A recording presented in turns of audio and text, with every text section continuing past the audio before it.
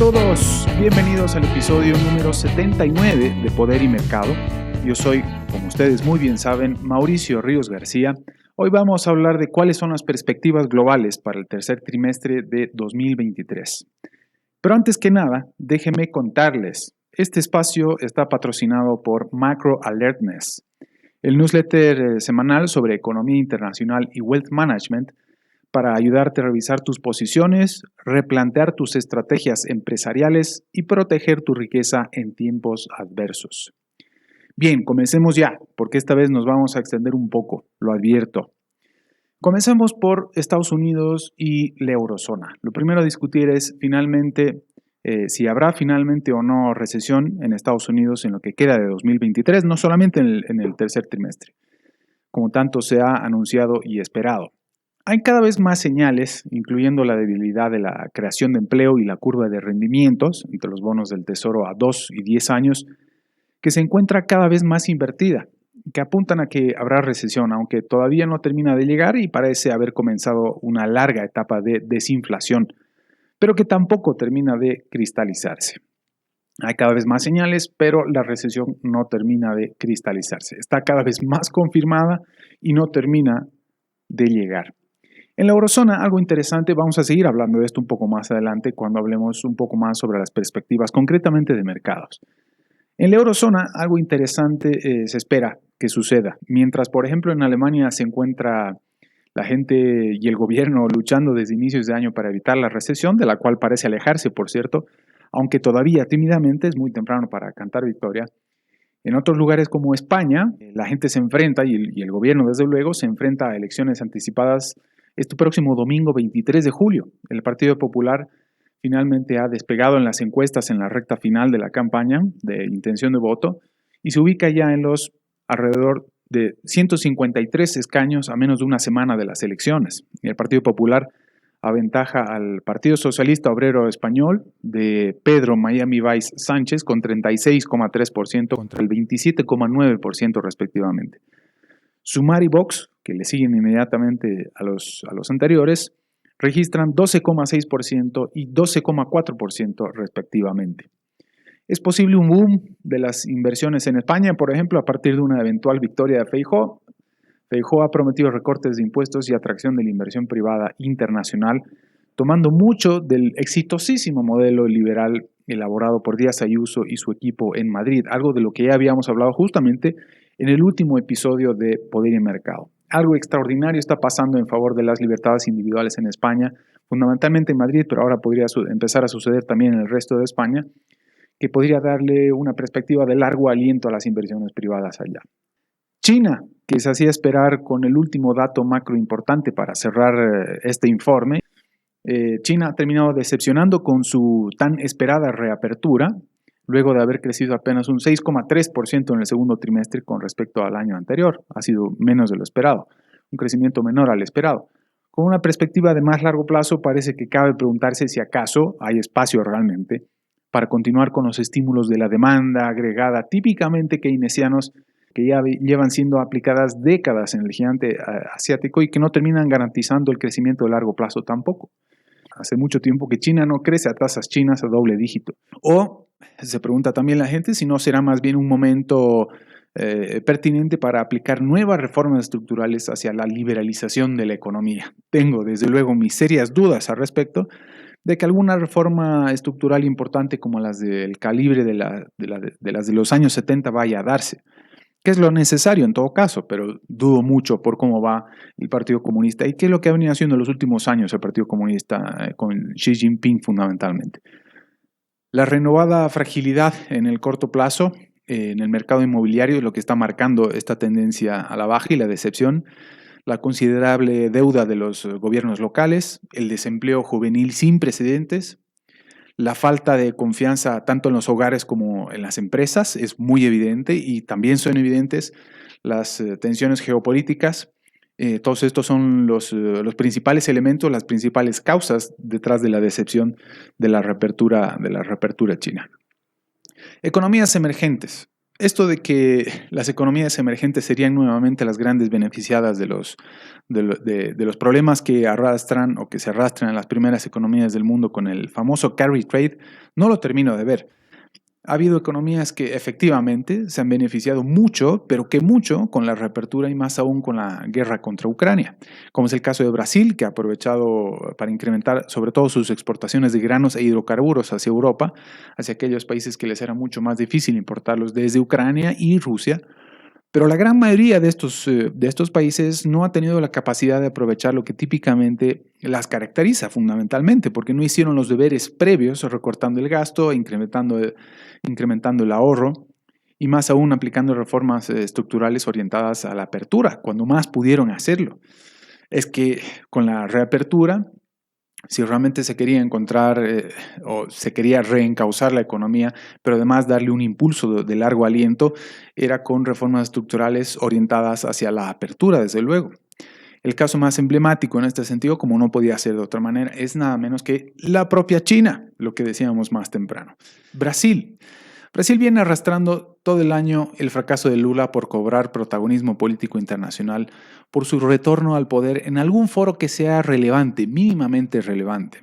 Por ejemplo, ha fracasado en influir en la política internacional cuando se ofreció como mediador entre Rusia y Ucrania. Además, toda la narrativa detrás de la creación de una moneda común de los BRICS para destronar o al menos comenzar a competir con el dólar como moneda internacional de reserva le ha durado poco o nada y solamente ha hecho papelones. Esta, por cierto, la narrativa de la moneda común de los BRICS no es reciente, aunque sí ha sonado mucho más en las últimas semanas. No es reciente, vamos, que ya lleva años. Así que ha sido una simple ocurrencia, ha sido mucho más el ruido mediático que de medidas realmente concretas para que así sea, para que alguna moneda común entre los BRICS trate de destronar al dólar como moneda internacional de reserva. Vamos, el propio director del Banco de Desarrollo de los BRICS ha creado que no existe ningún apuro por la creación de esta moneda. Él mismo ha desmentido este proyecto. Entonces, solamente resta volver a olvidarse del asunto, no escuchar tanto ruido, no llevarle tanto el apunte a los medios de comunicación que tratan de llevarse titulares nada más y clics de la gente en las redes sociales. En el entretanto, Lula se ha enredado en una polémica de enfrentamiento permanente con el presidente del Banco Central. Lula quiere que la tasa de referencia Selic baje cuanto sea posible y en cuanto sea posible para que tenga él la posibilidad de estimular la economía primero por medio del incremento del gasto público y, desde luego, como es obvio, por medio también del abaratamiento artificial del crédito. Efectivamente, la tasa Selic permanece por encima del 13% durante ya más de un año y ahora que la inflación parece comenzar a remitir, Lula trata por todos los medios posibles de designar a algún aliado en el Banco Central, ya ni siquiera para alcanzar sus objetivos de gasto y endeudamiento en lo inmediato, sino además para demostrar cierta fortaleza política. Trata de demostrar eventualmente o el cambio eventual que podría darse en el Banco Central como una victoria política y a partir de esto mostrar fortaleza también en lo económico, es decir, que viene para quedarse supuestamente, pero no. Primero que no es el Lula de hace unos años, la economía del Brasil no es la misma de hace unos años cuando él ya gobernaba y se benefició enormemente de la cotización internacional de materias primas. Algo hizo Bolsonaro y sobre todo su ministro Paulo Guedes para que las cosas no sean así. Algo similar, por cierto, sucede con Gustavo Petro en Colombia, que ha tratado de hacer de todo, pero no ha podido. Afortunadamente, y los mercados comienzan ahora a ser algo optimistas, justamente a raíz, es decir, optimistas con lo que vaya a suceder en Colombia, justamente a raíz de que su mandato podría ser recordado como el que mucho habló y poco o nada pudo hacer, pocas reformas pudo implementar realmente, porque ya hablaremos de este caso en particular, pero me alegra que así sea, que Petro no esté pudiendo hacer nada, que en América Latina los gobiernos fundamentalmente de izquierda se encuentran ahora mismo limitados para actuar ya sea por la propia fortaleza institucional de sus países o por la propia herencia de un escenario que ellos mismos construyeron, ya sea ellos mismos o sus partidos o sus aliados. no está siendo fácil lidiar primero con la inflación, con la necesidad de exportar, con la necesidad de atraer capital privado internacional y que realmente se quede y que no sean simplemente capitales golondrina. Petro, vamos, es una de las ilustraciones más importantes, y Gabriel Boric en Chile también, desde luego, sobre el fracaso de los nuevos líderes de la extrema izquierda y del socialismo del siglo XXI, el Foro de Sao Paulo, el Grupo de Puebla, etcétera, en América Latina. Pues en ese mismo sentido, Argentina. A menos de un mes de las primarias de las PASO, el dólar blue va en alza. Este miércoles alcanzó los 522 pesos por dólar y es de esperarse que siga subiendo al mismo ritmo de la inflación acumulada anual que ha superado hace un par de semanas nada más, o el dato ha llegado hace menos de 2 semanas. No, perdón, la anterior semana la inflación acumulada anual ha superado el 115% y desde luego se espera que la inflación sea mucho mayor hacia finales de año y hacia la posición de un eventual nuevo gobierno. Es decir, se esperaba que la inflación acumulada anual para fines de año, no para mediados de año como ahora, fuera del al menos el 120%. Ahora mismo, a mediados de año, ya tenemos una inflación acumulada anual del 115%. Además, la brecha cambiaria ahora mismo entre el dólar oficial y el blue ya ha superado el 100%. Es que esto es escandaloso. Este es el escenario de las semanas previas a las primarias de las PASO, que por cierto van a ser el próximo 13 de agosto. Existe mucha expectativa, no sé si tanto por Javier Milei como por la discusión que ha llevado a primera línea. Es decir, Javier Milei ha puesto finalmente el dedo en la llaga, que es el problema de la inflación y cómo solucionarla. Y al mismo tiempo la necesidad de dolarizar la economía argentina, sobre si es una propuesta realista, si existe un riesgo creciente de hiperinflación y si podrían ser las elecciones en las que no solo el kirchnerismo, sino todo el peronismo quede finalmente anulado luego de casi 7 décadas continuas de dominio del poder y, claro, causa de la decadencia de un país que alguna vez fue el más próspero del mundo y que tiene todas las condiciones del mundo para volver a ser una de las mejores economías del mundo. Esta no es ninguna exageración. Era un país donde todo el mundo terminaba migrando y ahora no es más que uno de los países de donde más emigra la gente, fundamentalmente joven, buscando mejor futuro, mejor suerte en el exterior, volviendo a Europa, por cierto. Mercados, lo que mencionaba en un principio, temas de la inflación, a ver si existen perspectivas de que la Reserva Federal ponga una pausa en los incrementos de tasas de interés para controlar la inflación finalmente. Para los mercados, el primer semestre del año, y no solo el segundo trimestre, ha terminado siendo el rally más odiado de todos los tiempos, con una recesión que se acerca cada vez más, pero que no termina de llegar, como decía más temprano. Se ha registrado un auténtico bull market impulsado fundamentalmente por la inteligencia artificial y Nvidia. En general las tecnológicas, pero fundamentalmente las ligadas directamente a la inteligencia artificial y los microconductores, los chips, de Nvidia, en plena espera de la recesión, que parece insólito. Uno de los gestores de fondos de inversión independientes que más me gusta y que sigo de manera permanente, asegura que si la valoración de una empresa consiste en la división entre un numerador, que es el flujo de caja futuro, o que son los flujos de caja futuros, y un denominador, que son las tasas de interés, el año pasado se ajustó este último, es decir, el denominador.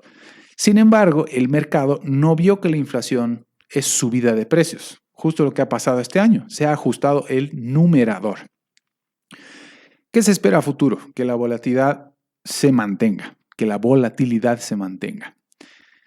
Sin embargo, las empresas que este gestor y algunos otros similares tienen en sus carteras, en renta variable global fundamentalmente, es que han cuidado de que las ventas, entre otras cosas, las ventajas competitivas de estas empresas, de las empresas que tienen en cartera, sean suficientemente fuertes como para poder subir precios en la misma medida que sube la inflación, para poder aprovechar de un apalancamiento operativo que provoca que sus beneficios aumenten en mayor proporción y que se mantenga. De esta manera es de esperar que empresas más de corte compounder lo sigan haciendo bien hacia adelante, hacia el resto del año al menos, y desde luego hacia un poco más adelante, pero también las empresas más típicamente cíclicas, en cuyos sectores se haya invertido muy poco previamente y donde la demanda se haya mantenido o haya aumentado, como por ejemplo el cobre o el petróleo. Recuerdo ahora mismo que en episodios anteriores habíamos hablado de la oportunidad que había en empresas cíclicas y fundamentalmente energéticas que tenían muchísimo recorrido. Vamos, el recorrido sigue estando, pero las oportunidades que había hace de repente 6 meses no son las mismas.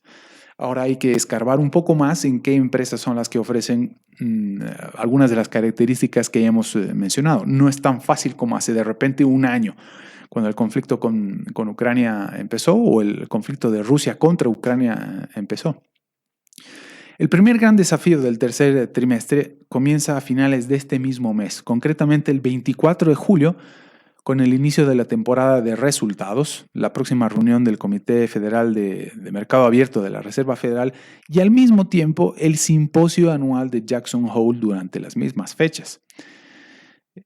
En la reunión anual de los banqueros centrales y de las que se suelen esperar algunas señales, esta vez podría haber al menos una señal para que los principales bancos centrales al menos empiecen a congelar los incrementos, como decía más temprano, de que establezcan una pausa o un techo para las tasas de interés y que finalmente se entienda de que ellos al mismo tiempo entienden que la inflación está finalmente bajo control. Otra historia es lo que está sucediendo ahora mismo en la eurozona. La principal preocupación no es el IPC general, sino y fundamentalmente la inflación subyacente.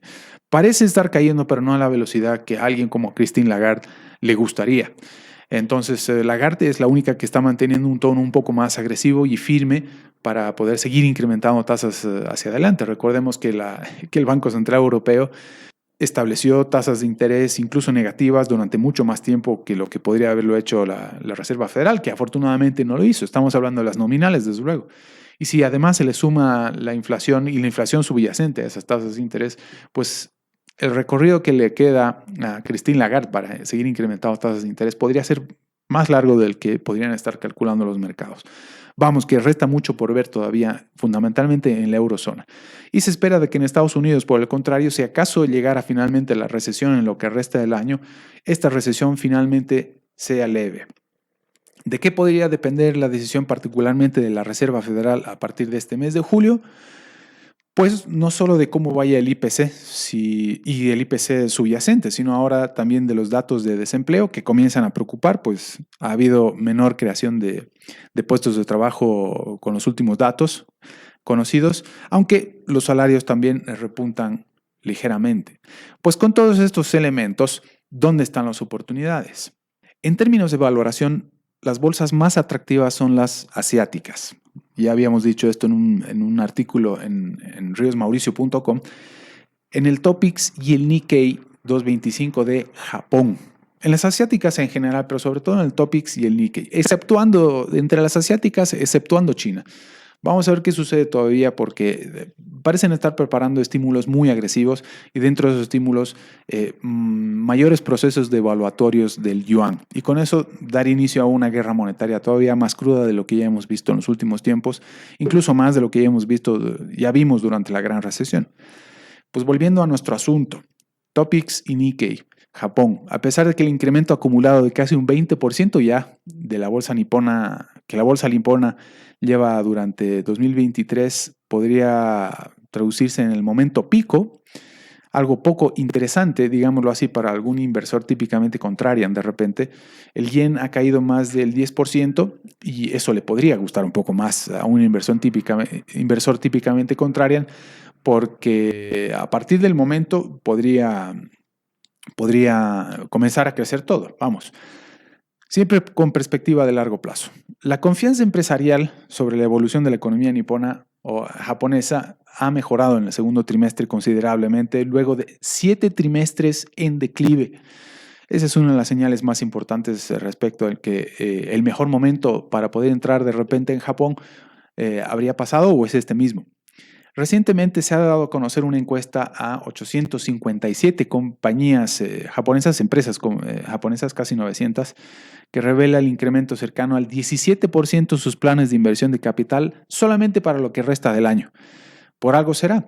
Tal vez porque la promesa de una nueva forma de capitalismo de Fumio Kishida finalmente comienza a cristalizarse. Hay que prestar mucha atención a Japón. Por si fuera poco, justo antes del anuncio del ingreso decidido de Warren Buffett y Berkshire en la asignación de las carteras extranjeras de renta variable a Japón, se situaba en un nivel más reducido en su nivel más reducido desde 2012.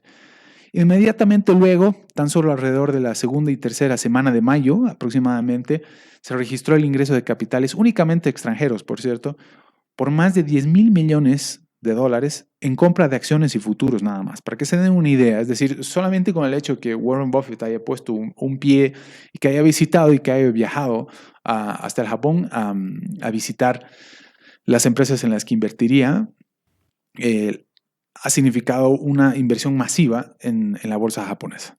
Pero si además analizáramos los fundamentos con los que lo hace, pues de repente no quedan muchas dudas al respecto de qué es lo que hay que hacer. Y si de repente es o no un buen momento para entrar en bolsa japonesa. Más todavía, el gestor responsable del fondo cuya gráfica de comportamiento he compartido alguna vez, justamente en este post que les digo sobre Japón en mi blog en riosmauricio.com, que se especializa en renta variable 100% japonesa desde 2016, lleva un 18,7% de rentabilidad acumulada solamente en lo que va de 2023, para que se den una idea.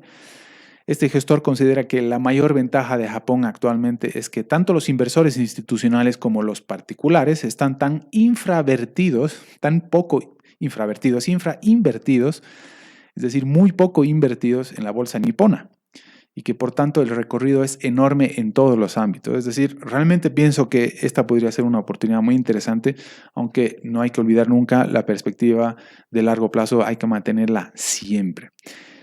Por cierto, antes de terminar, no puedo dejar de aprovechar de hacer un último comentario después de las oportunidades que veo con lo observado durante el primer semestre o durante también el segundo trimestre. Hay un último comentario respecto a lo que ha sucedido hace solamente unos días. Se confirmó que, al igual que sucedió con Wells Fargo a principios de año, cuando vendió su sección o su departamento de Asset Management, Morgan Stanley ha confirmado que cierra cuentas de clientes de Nicaragua y Venezuela por motivos bastante más obvios, y que prácticamente hace lo mismo con clientes de Panamá y Bolivia, a quienes les está incrementando el monto mínimo de inversión de 2 millones o para mantener las cuentas, y de 10 millones para quienes quisieran abrir nuevas cuentas en el banco. Y la alternativa sería simplemente, a quien no le guste, que se busque otro banco. Luego de este anuncio, también se ha sabido en días recientes nada más que alguien como Greg Gatesman, quien era el Head of International Wealth Management con base en Miami, se ha ido de Morgan Stanley. Lo mismo está sucediendo con muchos otros que están encontrando espacio más allá de donde primero se les haya ofrecido. Esto quiere decir que Morgan Stanley ha tomado decisiones muy importantes, probablemente porque ve riesgos más grandes de lo que parecen en un principio, y se está adelantando a todo el mundo. Tal vez otros bancos similares terminen tomando decisiones similares también, y habrá que estar atento. O tal vez simplemente no esperar a que tomen las decisiones para terminar encontrando algún banco que simplemente acepte nuestros fondos porque existe la oportunidad. Hay que tomarse el tiempo de analizar con suficiente detenimiento qué es lo que se hace. Ahora, tanto los asesores de Wealth Management para América Latina como los propios clientes de la región están encontrando espacio en otros bancos y por lo general se van juntos. Pero es justamente este momento en el que se debe evaluar este tipo de decisiones. Es decir, si por ejemplo mi primo me recomendó trabajar con Morgan Stanley en un principio, hace algunos años, dependiendo de cómo hubieran ido las cosas últimamente, no me iría con mi primo a un nuevo banco solamente para que estemos juntos en este nuevo banco. La decisión debe ser evaluada individualmente por N motivos, como por ejemplo los objetivos de vida no son los mismos, la aversión al riesgo no es la misma, la percepción del riesgo no es la misma, los requerimientos de liquidez no son los mismos. No tenemos por qué llevarnos de la misma manera con el nuevo equipo de gestores, de abogados, contadores, etcétera, del nuevo banco. No tengo por qué conceder la misma confianza a ninguno de los nuevos gestores. Los montos de inversión tal vez son distintos, etcétera. Y porque los nuevos gestores y los nuevos bancos no ofrecen los mismos instrumentos financieros ni legales.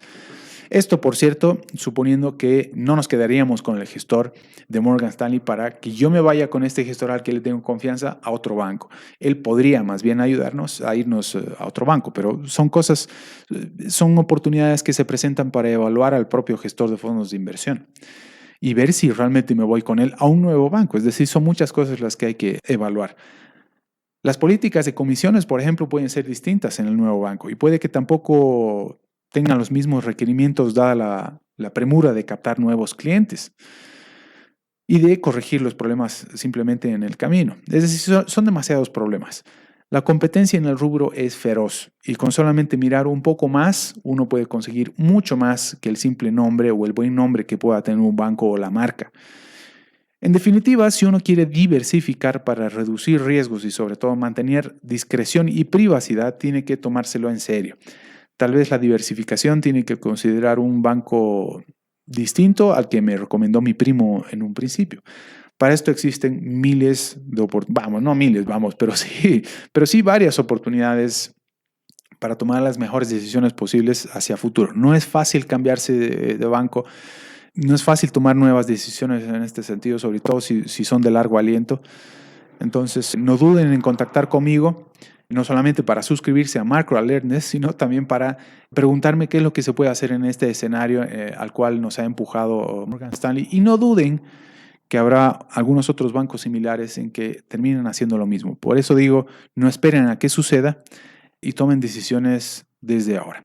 Bien, hasta aquí llegamos por hoy. Es todo lo que tenemos para este episodio número 79 de Poder y Mercado. No olviden que pueden contactarme por lo que sea, ya sea por una suscripción de Macro Alertness o para saber qué es lo que pueden hacer específicamente en este caso o el escenario al que nos acaba de empujar Morgan Stanley para tomar decisiones de largo aliento y muy serias, por cierto. Nos vemos en un próximo episodio. Como siempre, muchas gracias, buenas inversiones y mucha suerte. Un saludo.